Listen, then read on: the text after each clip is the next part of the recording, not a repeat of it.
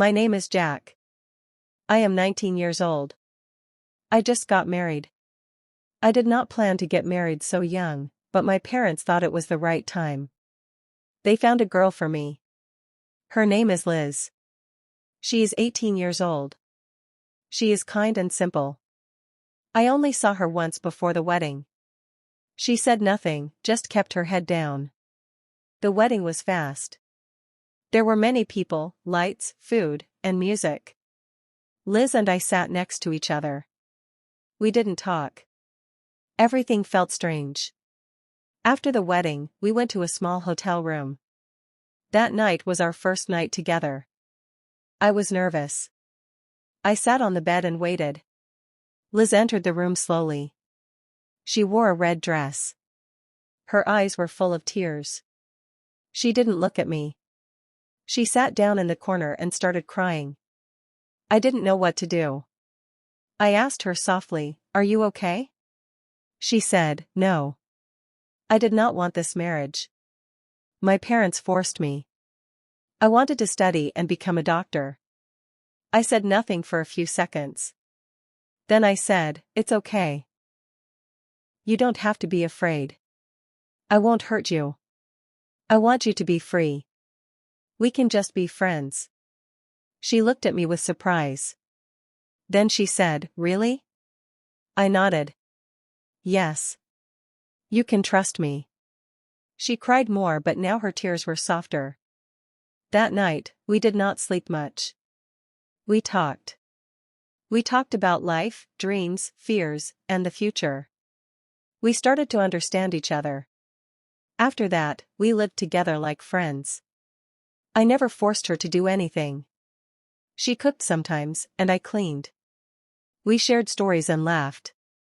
Slowly, she started to smile more. She said, "I want to go back to college." I said, "I will help you."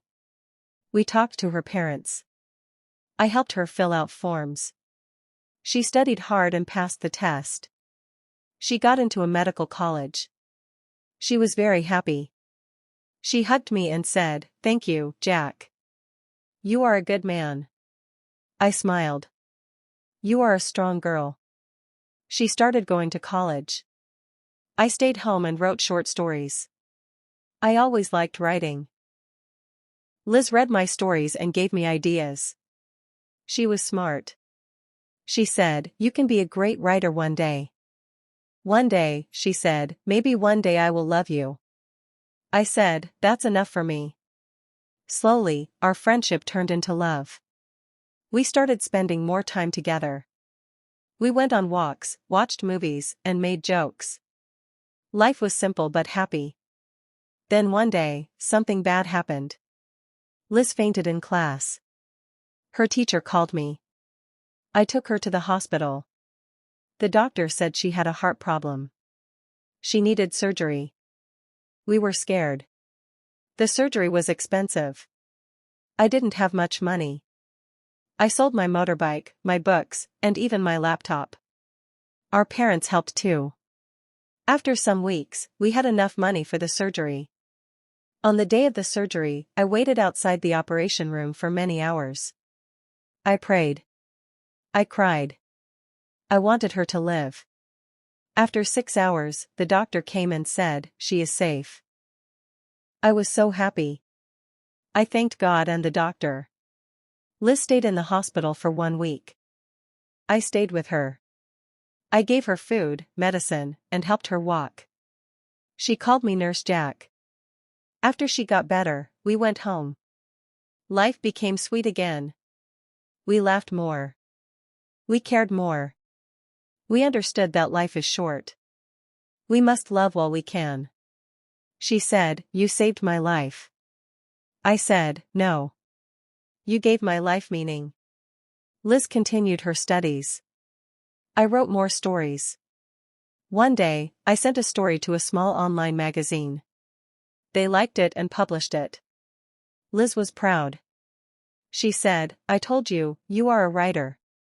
One day, she asked me, "Do you ever regret marrying me?" I said, "No. I found my best friend." She smiled and held my hand. We sat on the floor and drank tea. The rain was falling outside. That day, we made a promise: we will always tell the truth, even if it hurts. Months passed. Liz did great in her college. She helped poor kids after class. She said, "I want to become a doctor not just for money, but to help others." I said, "That's why I love you." We moved to a small flat. It was not big, but it was ours. We had one bed, one table, 2 chairs, and many books. I wrote stories every day. Liz helped me fix my grammar. One day, she said, "I sent one of your stories to a big publisher." I was shocked. "You did what?" She smiled. "You'll thank me later." A month later, the publisher called me. They wanted to publish my first book. I was so happy. I danced around the room. Liz laughed and said, "Now you're a real writer." We celebrated with cake and tea. Life was simple but full of love. Then another challenge came. Liz had to go to another city for a medical workshop. It was her first time traveling alone. She was scared. I said, "You can do it." She said, "Will you miss me?" I said, "Too much." She left for 3 days. I missed her every second. I cooked bad food, watched boring TV, and stared at her photo. When she came back, I hugged her for a long time. She brought me a small gift, a pen. "Write more books," she said. We dreamed of buying a house. She wanted a garden. I wanted a big bookshelf. We made drawings and laughed about where the kitchen should go. We saved money slowly. One day, she said, "Let's adopt a puppy." I said yes. We found a small brown puppy and named him Coco. He became part of our small family. We took him on walks. We played with him. He slept between us. Life became more colorful. One evening, Liz said, "You are my everything." I said, "And you are my whole world." We looked at each other and smiled. That moment said everything. Then one night, Liz had chest pain again. We rushed to the hospital. The doctor said, "It's serious. We must do another surgery." We were scared again. But we had hope. I held her hand and said, "I'm not going anywhere." She said, "Promise me, if anything happens, you will keep writing." I said, "Nothing will happen. We will go home together." The surgery took 5 hours. I waited outside and prayed. Finally, the doctor came out and said, "She is safe."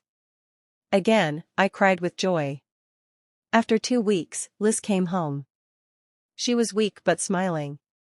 She said, "You are still here." I said, "I will always be here." After that, we took better care of our health. We ate good food, went for walks, and laughed more. One day, Liz said, "Let's write our story together." I said, "Okay. I'll start with the night you cried." She said, "And I'll end it with the night I fell in love." We wrote it together. Page by page. Word by word. Like our life. And today, that story is complete.